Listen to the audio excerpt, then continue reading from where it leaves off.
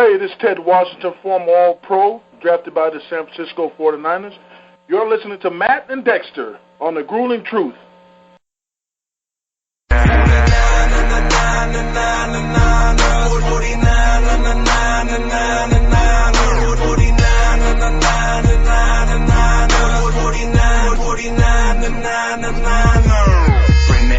Hey, welcome everybody to another edition of the 49ers Weekly Show on the Grueling Truth Radio Network, brought to you by Gridiron Mo. Gridiron Mo is a new interactive football app where you get to call what the offense or defense will do in a live NFL game and compete against others around the country. Check it out at gridironmo.com or thegruelingtruth.net. I'm your host for the 49er Weekly Show, Matt Andruscavage, and I'd like to welcome in former 49ers running back and Super Bowl 29 champion Dexter Carter. Hey, Matt. Great to be back another week, man, talking 49er football. Absolutely. Well, we're just finished up week 2, and we're moving on to week 3, but we'll recap a little bit of week 2, and you were at the game, so why don't you tell the listeners what the experience was like and what you kind of saw out there. One, it was great to be at the game, and a different atmosphere being, at opposing teams' venue. Seeing a lot of Panther fans, obviously, and was actually well represented. The 49ers were. Met a lot of people from Orlando, from Georgia that was there in their 49er jerseys, representing the Niners. So we are well represented, across the South. It gives the fans a chance to get the 49ers close in proximity and get a chance to get out and support the team. So, not being supported wasn't a reason why the 49ers lost. I thought the 49ers played decently well. I just think that, Cam Newton and that good group of wide receivers played well at the right moments, and running backs played well. Offensively, they played really well, and then, that defense, was stout over there.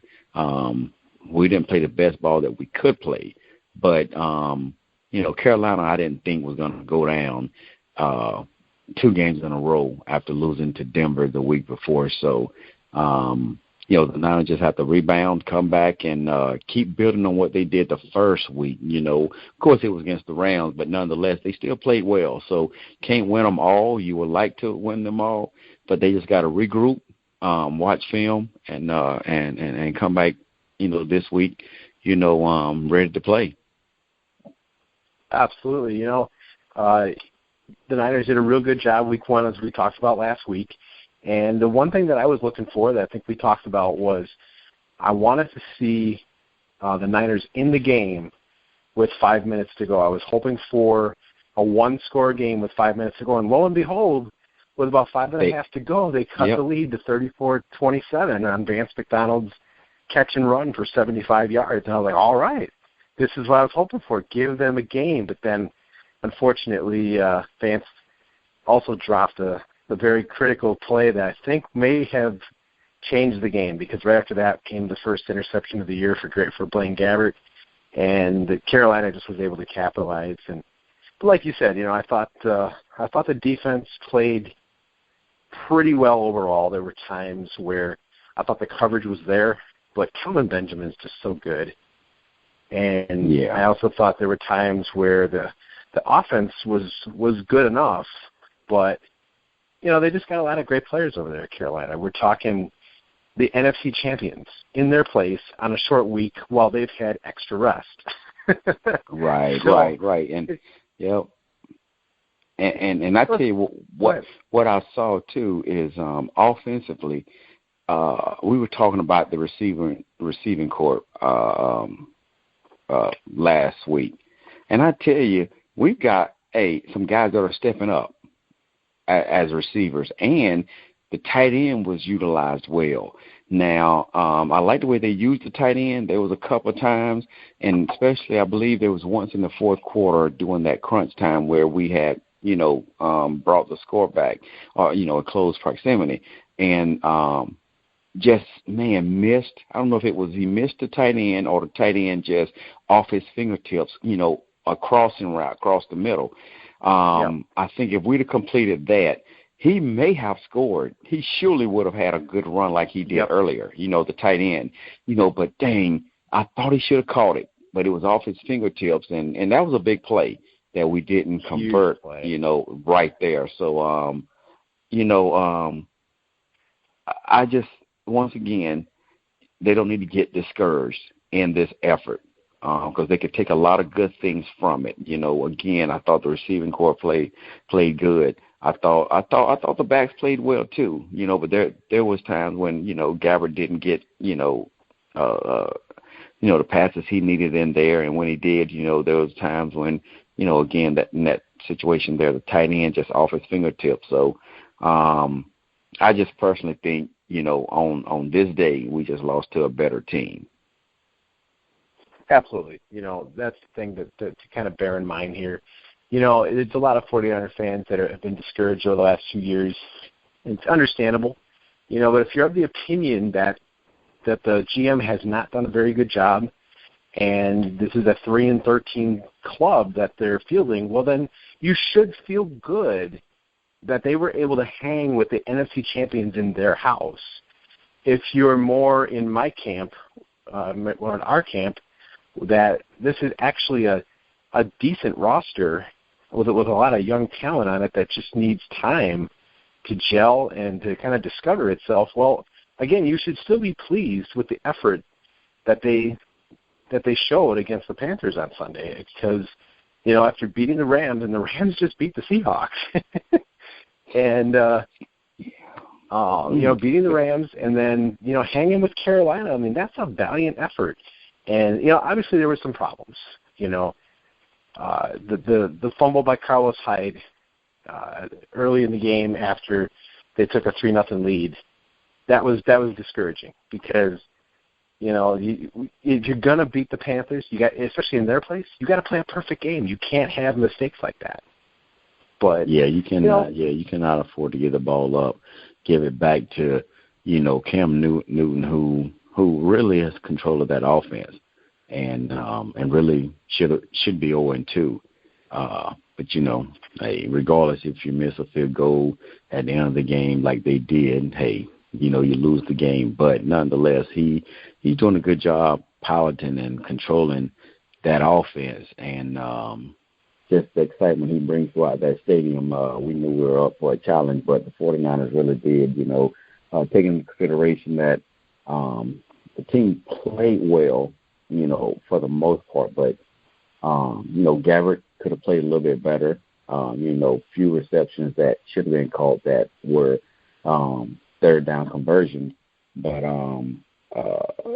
now 1-1 and realizing that the Rams obviously was a little bit better than, what people may have thought, especially with the limited quarterback play that they had, but then going out and playing a Seattle team whom many picked Seattle and Arizona to take the West, or they would battle to see who would take the West.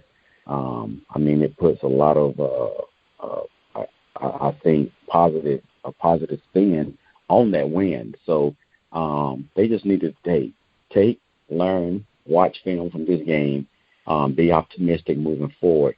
And I still think, they got a great chance to win, 10 ball games and have a chance to position themselves for a playoff game as their talent continues to develop. Offensive line, the receiving core is developing extremely well. The running game is going to get better as that offensive line gets better. We already know how good the defense can play. So, the more and more work they get doing together offensively, the more and more they're going to play better as a team. So, a lot of optimism, in my opinion, still that came out of that game.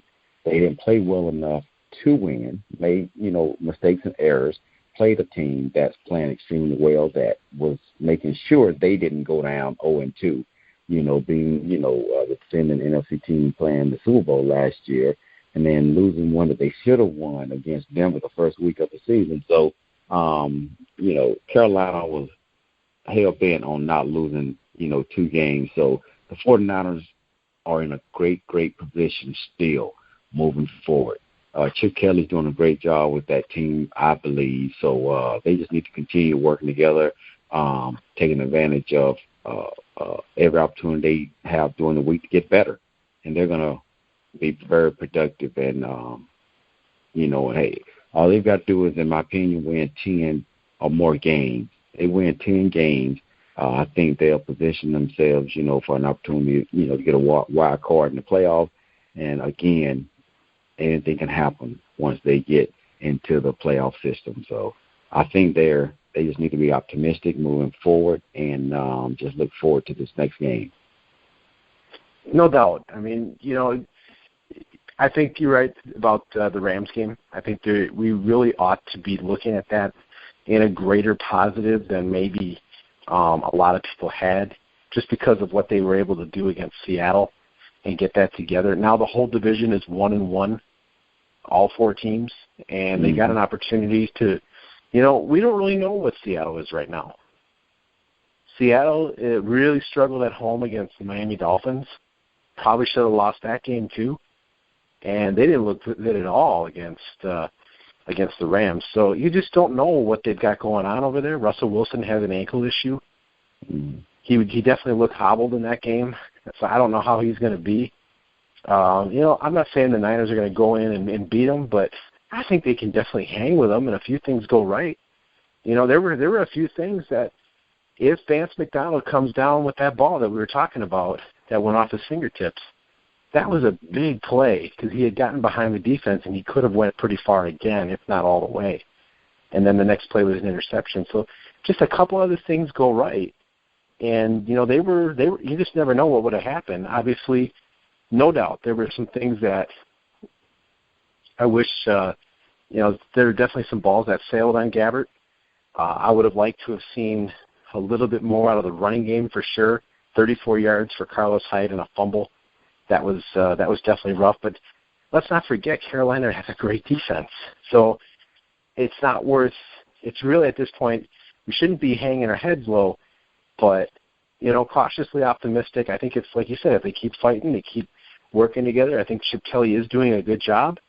You just don't know what can happen. And there's a lot of things are, we look at the schedule and go, oh, man, it's a rough schedule. Well, it might be, but that's based on last year.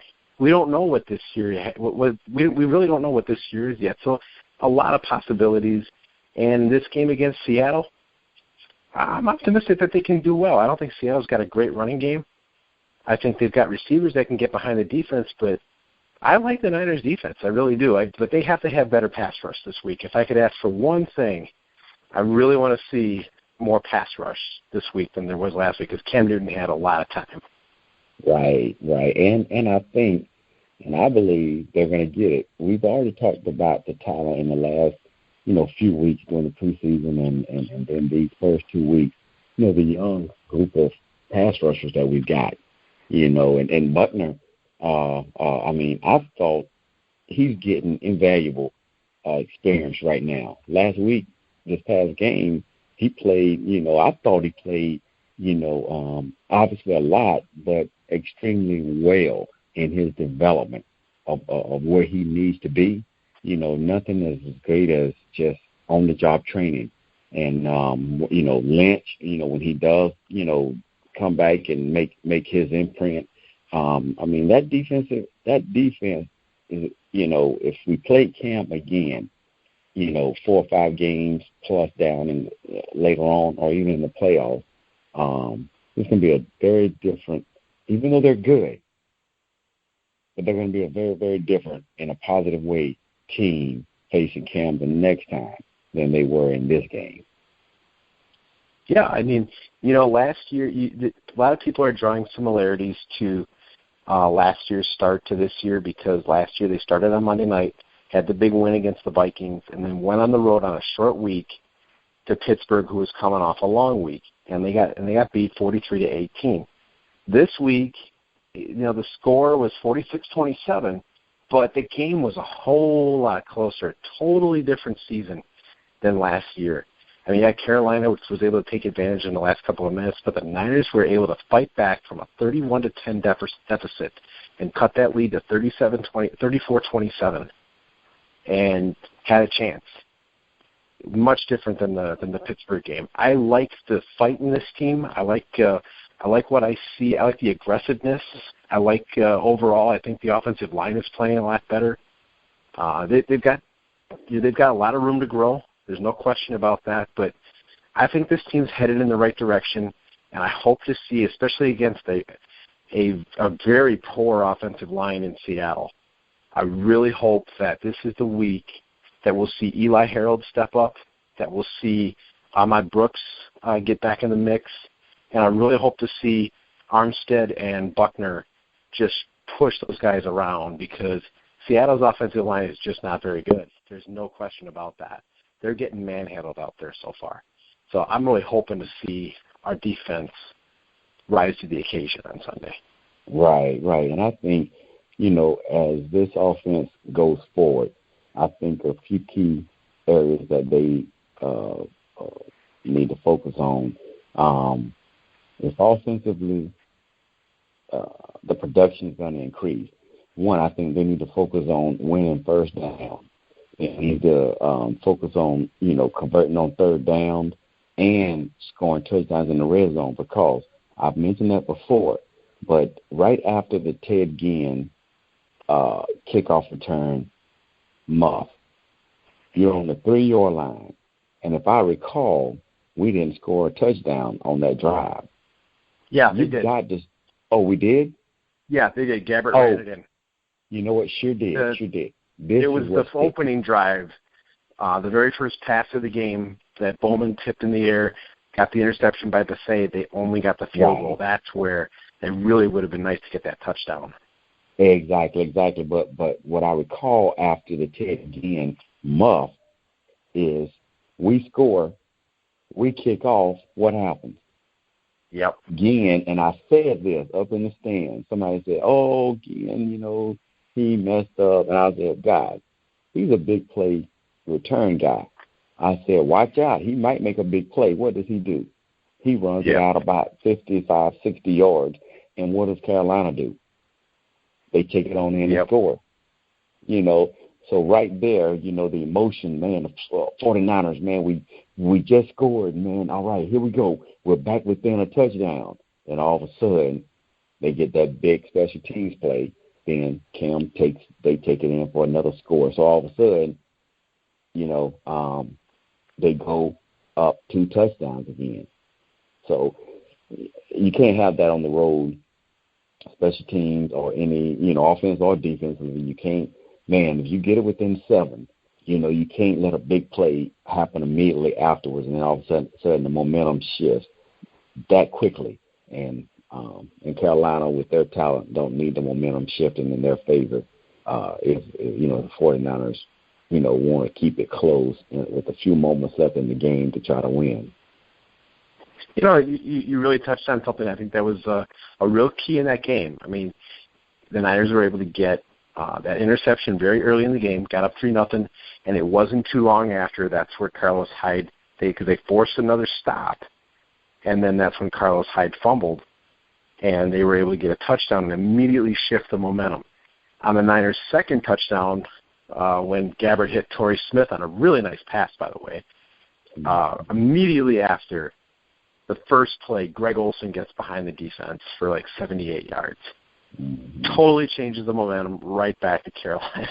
So they had that like 3 times where the 49ers were able to really take momentum and give Carolina a scare. I mean, Cam Newton's face, I was watching the game, and they kept showing him on the sideline. They're trying to regroup, and he looked a little concerned. And then all of a sudden, when they got the momentum back, he's smiling again, and that's when you know you're in trouble, when you see him smiling.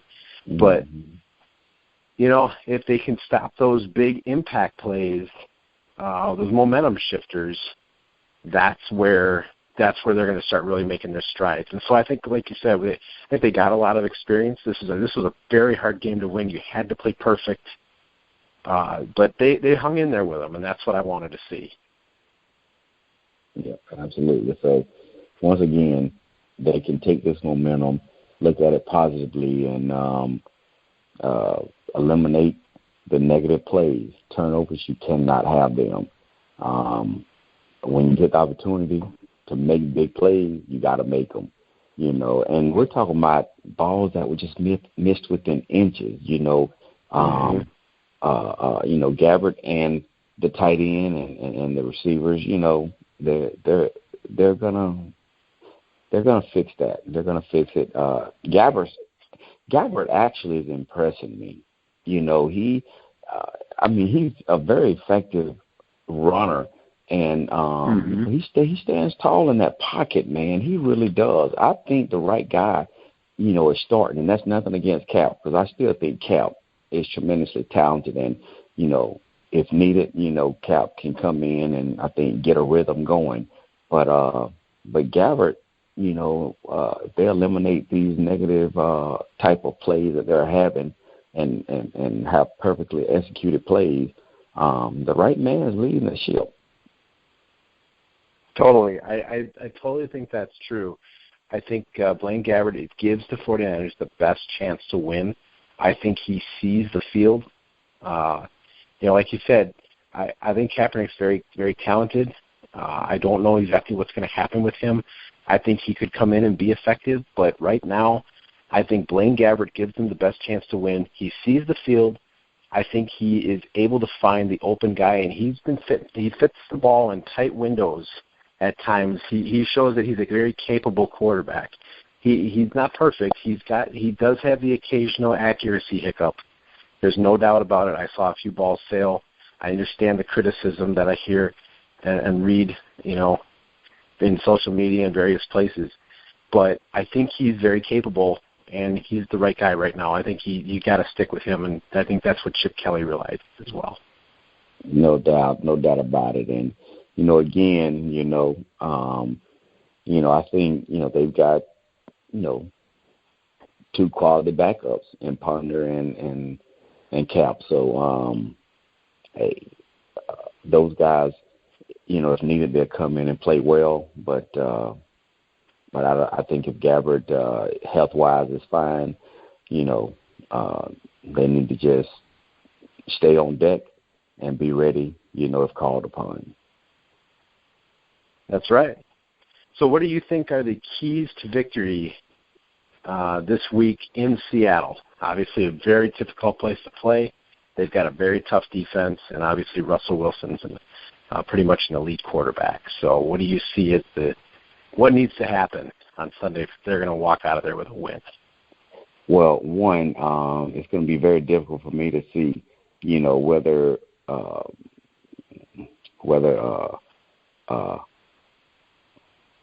there's an ankle injury still, affecting, the quarterback or not.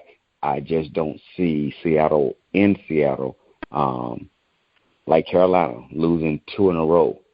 That's going to be very, very, difficult place to play for the 49ers. But the keys to me is continue to develop that offensive line play, which will continue to, build upon that running game. And the passing game, really, really, man, other than, again, those few passes that were just missed, I see the passing game greatly improving. But the challenge, I believe, is going to be what I thought the challenge was, in the Super Bowl for that Denver presented to who was it they played again? This past year, Carolina? Carolina.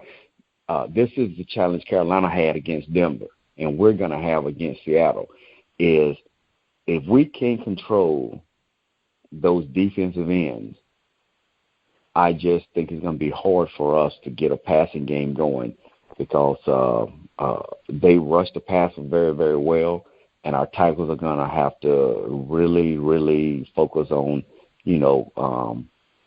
that kick step, drop back, so the defensive ends don't dip that shoulder and run that corner and get to the quarterback and push Gabbert either stepping up in the pocket or getting to him and getting the ball knocked down. So and when I say knocked down, I mean, Gabbert stands really nice in that pocket, but if they cut that corner the way Ware did in the Super Bowl and and Von Miller did, putting that pressure on the quarterback, man. You know, you might see a lot of hands from those defensive ends getting in on Gabbert, you know, and getting the ball knocked down, creating fumbles. So that's going to be the key to me, because defensively, I think defensively we're going to show up.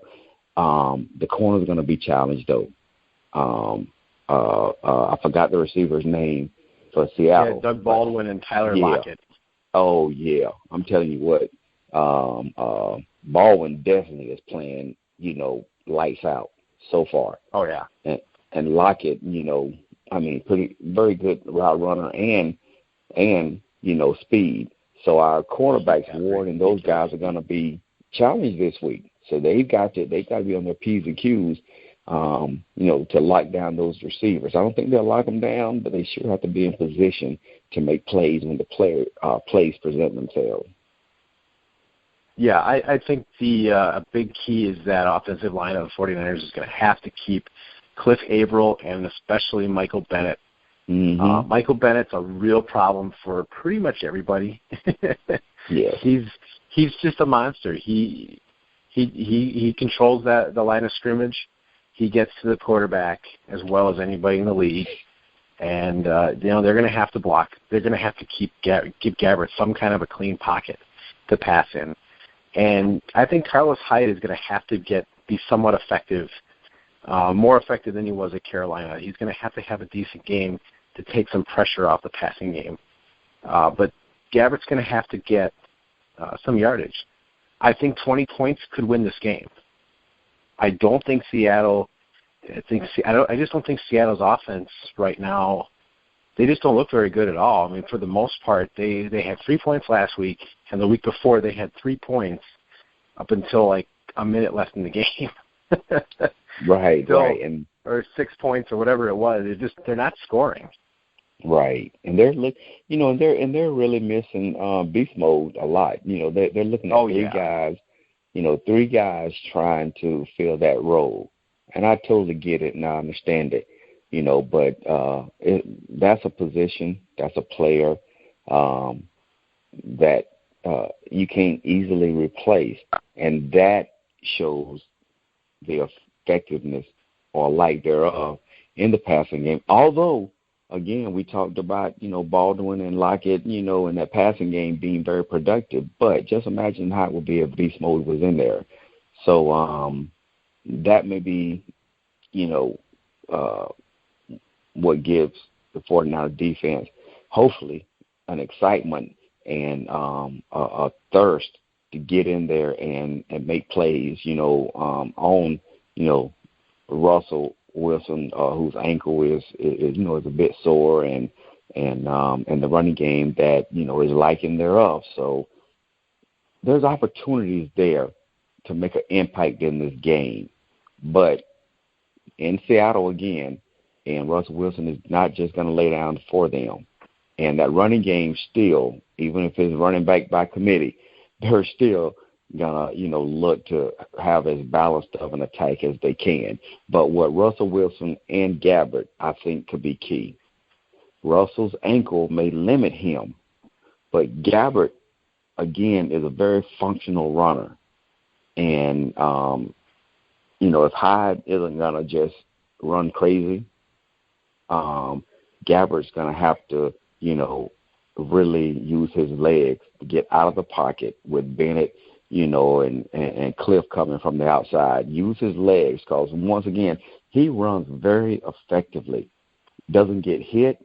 He knows how to get out of bounds, get all the yardage he can get, and as long as the chains keep moving, it gives the 49er offense an opportunity, you know, to score. So I think that's going to be very, very key. You know, blocking those defensive ends and Gabbert using his legs, you know, to keep moving the chains. Yeah, I think it's very similar to the game plan. Is very similar to the Rams game a week ago. Obviously, the Seahawks are better, but to me, it's going to come down to, you know, controlling the line of scrimmage and really disrupting Seattle's offensive line. If they can disrupt Seattle's offensive line to the point where the defensive ends like Armstead, Buckner, and Dial are able to just blow up the line on a regular basis, let the linebackers clean up, I don't think they'll have much of a run game. And then Wilson, in turn, will have difficulty throwing like he has the last 2 weeks. If they can do that, then it really will come down to which quarterback handles the pressure the best and makes the least mistakes.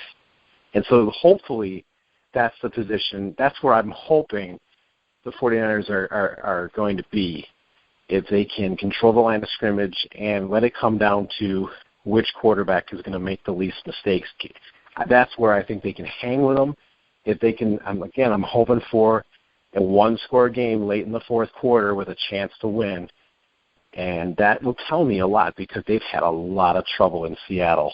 They have not played well in Seattle since the championship game, and it's been pretty ugly. So if they play decent in Seattle, that's going to tell me more about the growth of this team. Now, obviously, you don't want them to just keep hanging with teams. You want them to beat them, but, realistic expectations here. Seattle, like you said, it's unlikely they're going to lose 2 in a row. But you never know if you do those things. Absolutely. It'll be a battle in the trenches, and we'll see who wins that battle. So, I would probably predict Seattle to win by a score. But if that happens, that'll please me.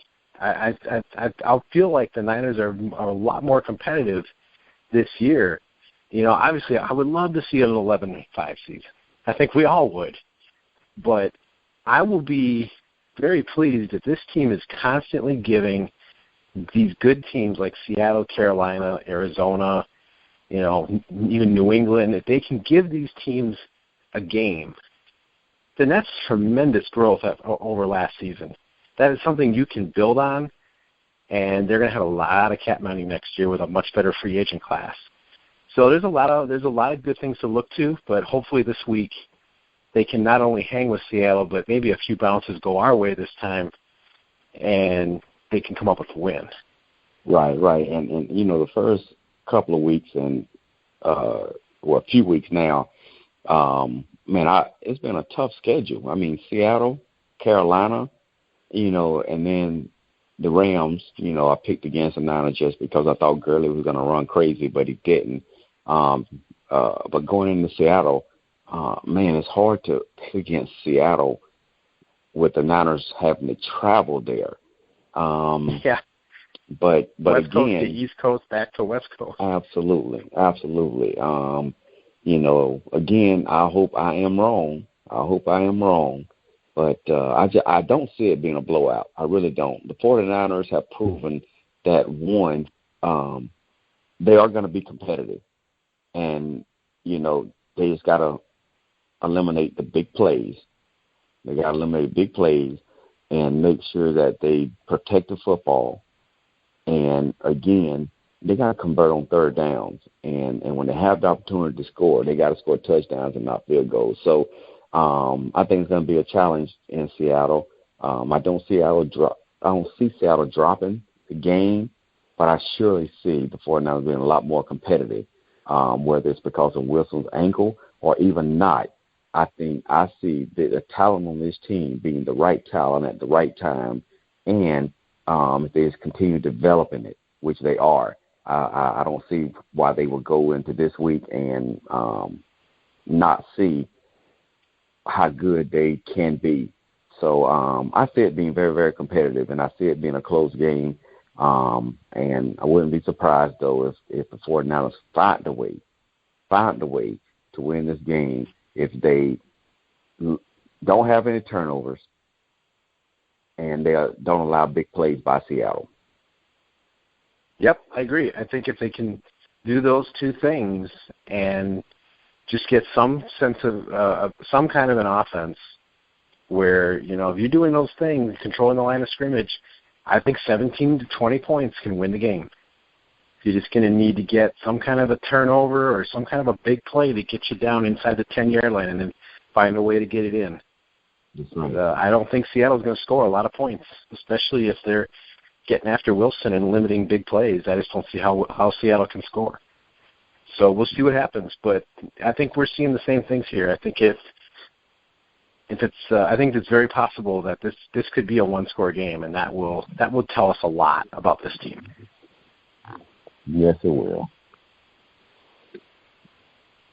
All right, so we're gonna be getting off the air here just a second. So by all means, continue to check us out on the Grueling Truth Facebook page. Check out all our articles on NFL, CFL, baseball, and boxing. A lot of other shows coming up as well, but Dexter and I will be back next week to discuss another week of 49er football for all the 49er fans out there. So, for Dexter Carter, I'm Matt Andruscavage. You've been listening to the 49er Weekly Show on the Grueling Truth Radio Network, where the legends speak.